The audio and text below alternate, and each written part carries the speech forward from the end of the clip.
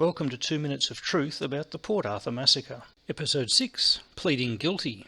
It's widely accepted that on the 28th of April 1996, Martin Bryant woke up, decided to kill people and drove to Port Arthur where he did just that. The next morning, 35 people were dead, 25 wounded, and the nation was never the same. Captured alive but burned outside Seascape, Martin pled guilty and was sentenced to life in prison. However, let's consider what actually happened. The media published Martin's photograph describing him as the killer before he was even charged with a crime. This was completely illegal and absolutely tainted any chance at a fair trial. After his initial surgeries, Martin was charged with one murder count and then moved to Risdon Prison, where he was interviewed by police on July the 4th, 1996. In that interview, he denied killing anyone and specifically said that he had never seen one of the rifles before, and presented a coherent alibi that was never investigated by police. They simply assumed that he was guilty and didn't bother looking any further. Although represented by David Gunson, Martin was kept in solitary confinement, a breach of Australia's Human Rights Treaty obligations, for 5 months, continually asserting his innocence and maintaining a not guilty plea. After 5 months, David Gunson was replaced by John Avery, who had previously worked for the prosecution. On the 24th of October 1996, Martin signed a paper which instructed Avery to change his plea to guilty. A formal trial was quickly arranged, and the judge sentenced Martin to 35 life sentences in prison.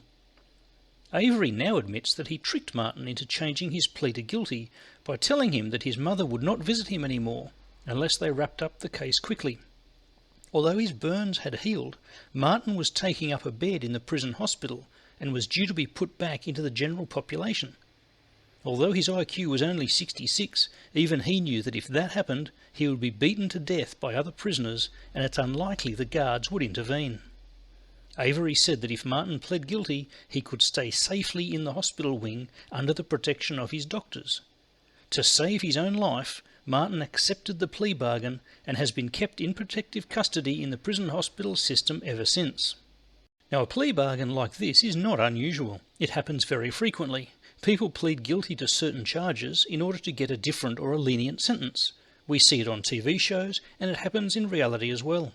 In Alfred's case, he pled guilty in order to avoid the death penalty, which would have been inevitable if he had pled not guilty and was still convicted.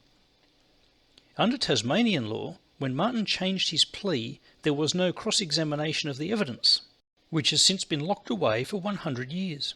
No believable motive has ever been attributed for the massacre. Eyewitnesses like Wendy Skerr, who contradicted the official story, were threatened into silence. Contrary to popular opinion, Martin did not plead guilty because he was guilty. He pled guilty in order to avoid a death sentence, exactly the same as Henry Alford, Lewis Taylor, and novelist Michael Peterson.